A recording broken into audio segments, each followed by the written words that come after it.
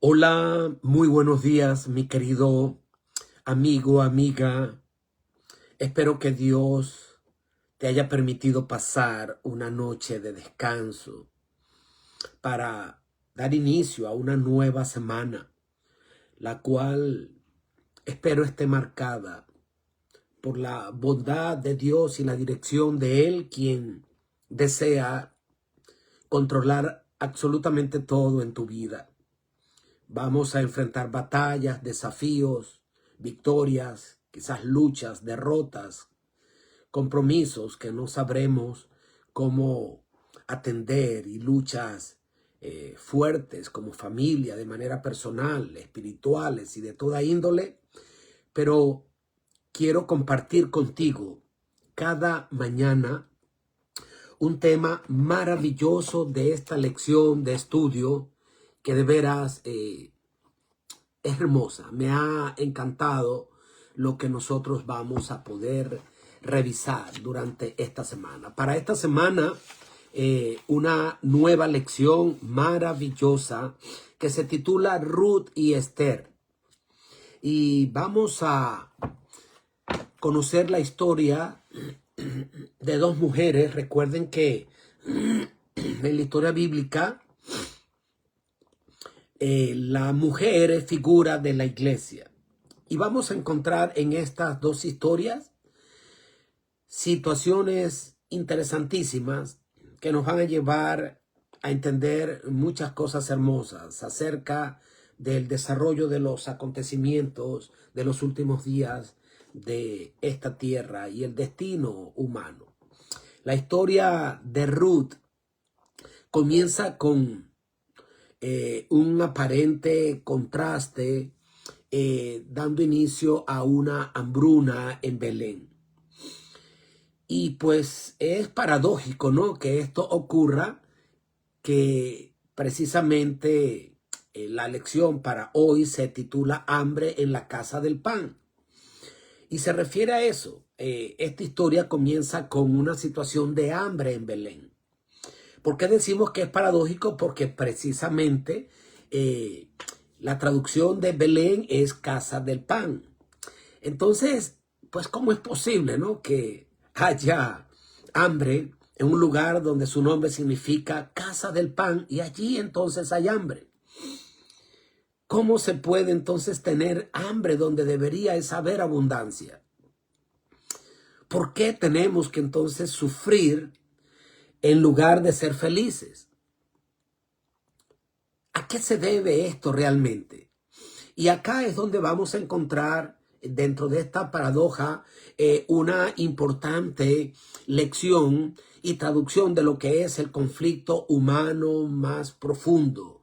La ausencia de la provisión en lugar de la abundancia que Dios prometió y que Dios diseñó para su pueblo y para sus hijos cuando fueron creados por Él. Ahora, esta situación no solo afectó, en este caso, a Noemí y a su familia, sino que también refleja la experiencia humana general bajo las consecuencias del pecado. Entonces, créeme que es una lección importante que vamos a sacarle mucho provecho y mucha aplicación para nuestra realidad diaria. Pues así como Adán y Eva fueron colocados en el Edén, donde Dios les proveyó de todo lo necesario para ellos y para su descendencia, y pues los llevó a una vida de abundancia originalmente, pero con el pecado que ellos dieron paso y acceso al pecado, a la participación innecesaria del pecado, esto entonces trajo como consecuencia toda una vida de esfuerzo, de dolor, de escasez, no solo para ellos, sino también para su familia, para su descendencia. Ahora, la historia de Noemí y Ruth representa esa misma dinámica. Es una familia que está enfrentando hambre y que se ve entonces obligada a abandonar su tierra. Y cosa terrible es tener que abandonar tu tierra. ir pues a tierras lejanas, a tierras extrañas.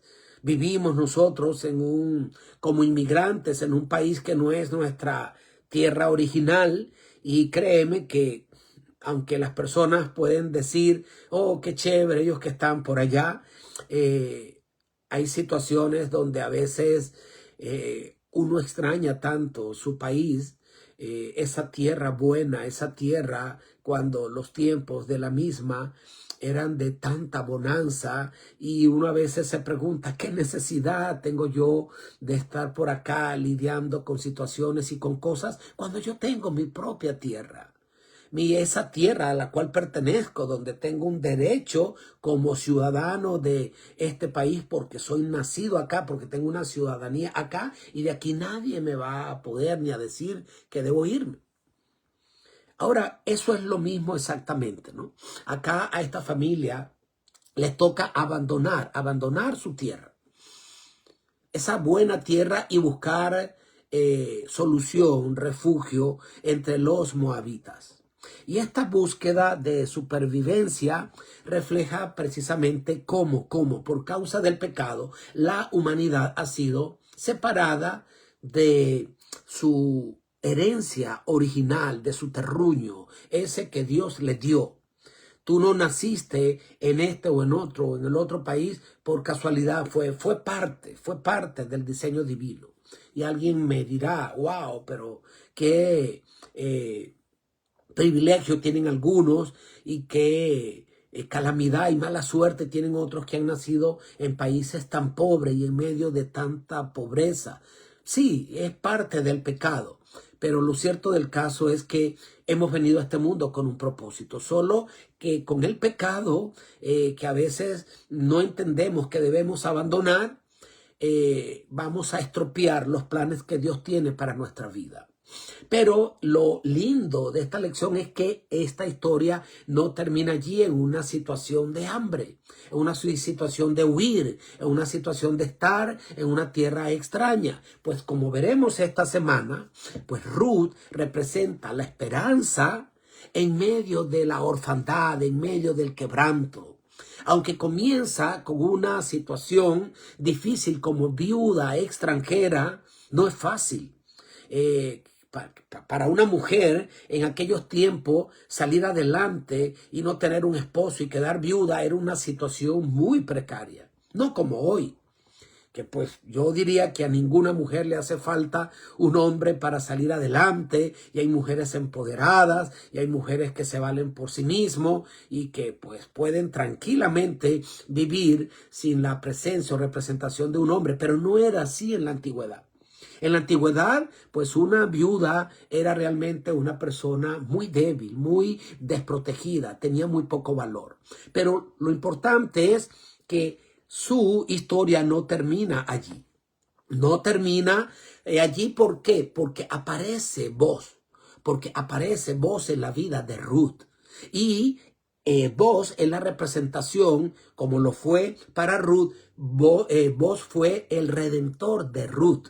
Es por eso que Boaz es la figura de Cristo, que transforma la historia de condición perdida de Ruth y la redime para ahora darle un nombre, llenarla de amor y llenarla de abundancia. Esta figura, como les digo, de Boaz es preciosa, porque Cristo no nos ha dejado abandonados. No tenemos realmente condiciones ni merecemos nosotros ser redimidos por Cristo, como Boaz no tenía que redimir a Ruth. Pero Cristo nos redime no porque lo merecemos. Cristo nos redime porque Él nos ama, nos cubre con su gracia y nos introduce en su familia. ¿Qué enseña esto para los últimos días? En la profecía bíblica, como ya dije, una mujer representa al pueblo de Dios. Lo dice Apocalipsis 12:1. Así que las experiencias de mujeres como Ruth y como Esther es la ilustración de Dios, quien actúa a través de su pueblo fiel en momentos de crisis. Esther es un ejemplo. Es un ejemplo de ello. Esther encuentra o juega un papel clave en cuanto al decreto que se dio de exterminar a su pueblo. Y Ruth es la representación preciosa de cómo entonces es redimida en un estado de precario y de necesidad. Aunque parece una situación desesperada, a la luz de estas dos historias, vamos a ver cómo Dios ya ha colocado a Esther para un tiempo preciso como ese. No llegó Esther y no cumplió con un papel en tiempos distintos al que Dios había diseñado. Dios tiene un plan contigo, que a veces no lo creemos o podemos ver que como que tarda en llegar, pero hay que esperar, como lo decía yo ayer en una predicación, espera el tiempo de Dios, porque Dios tiene su tiempo y Él va a actuar enseñándonos siempre una lección importante, que su plan no falla. El reloj de Dios no se adelanta ni se atrasa, incluso cuando nosotros no lo podemos ver claramente. Así entonces, como Ruth fue redimida y Esther intercedió, esa es la figura que quiere transmitir estas historias. Nosotros tenemos nuestro Redentor, es Cristo Jesús, pero la iglesia está para los últimos días llamada por Dios a confiar plenamente en su Redentor e interceder valientemente como lo hizo Esther por los demás. Nosotros tenemos una obra que hacer, porque a nosotros se nos ha extendido el cetro para ocupar un lugar. Dios, el Señor, nos sacó de las tinieblas a su luz admirable. Pero tenemos una encomienda, que ahora como hijos del reino, así como Esther pasó a ocupar una posición en el reino de aquellos días, tenemos una responsabilidad. No podemos vivir solo nosotros en libertad, disfrutar de la redención y de la libertad, sino que tenemos una responsabilidad, y es llevar este mensaje de salvación y de redención y de liberación a todo el mundo. La escasez de pan en Belén, el sufrimiento de Noemí y la opresión del pueblo de Esther no tenían por qué suceder, porque Dios todo lo hizo bien para que tú y yo no tuviéramos escasez, no fuésemos afligidos y no tuviésemos que vivir en tierras extrañas. ¿Por qué? Porque nosotros somos ciudadanos del reino, pero el pecado lo estropeó todo. El pecado marcó la diferencia. Pero también vemos allí que hay una plataforma perfecta donde Dios revela su fidelidad, su poder y su amor inmutable. ¿Cuál va a ser el mensaje de esta semana? Bueno, que a pesar de 6,000 años de pecado, la creación sigue y debe seguir revelando y siendo benefactor de la bondad de Dios. Y la historia de estas dos mujeres que vamos a analizar durante esta semana nos siguen hablando acerca de la soberanía de Dios, de su amor, de su provisión constante. ¿Qué sería de nuestra vida si no tuviésemos a Dios con nosotros? Si Él no fuese nuestro proveedor. No estamos solos, recuerda, no estamos solos en medio de una tierra extraña, en medio de una crisis. Hay un Redentor que no ha dejado de actuar ni dejará de actuar. Y ese es nuestro Señor Jesucristo. Es un mensaje precioso. Abrazar la cruz, abrazar esa buena nueva de salvación es lo que nos va a sostener en medio de este peregrinaje, en medio de habitar en una tierra extraña, en medio de las necesidades que en tu propia tierra tiene, como había hambruna en Belén, que significaba casa del pan. Tú a lo mejor no estás como extranjero, sino que estás en tu propio hogar, pero tienes necesidades en tu país de diferentes tipos. Acá tal vez necesidades de libertad, de tranquilidad, de poder vivir tranquilo y no con la zozobra que hoy por hoy muchos están viviendo en este país, en los Estados Unidos. Pero a lo mejor tú estás en tu país donde no tienes estos problemas, pero tienes más escasez. En cualquiera de las situaciones, yo te quiero decir, Dios tiene un plan. Él no ha perdido el control. Él está a cargo de tu vida. porque no he visto a justo desamparado ni a su familia que mendigue pan. Esa es la promesa. Dios te bendiga. Quiero orar por ti. Padre querido, gracias por tus bendiciones. Gracias por esta lección hermosa que nos das para esta semana.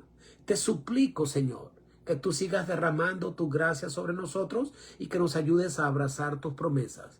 Bendice a todo aquel que reciba esta palabra.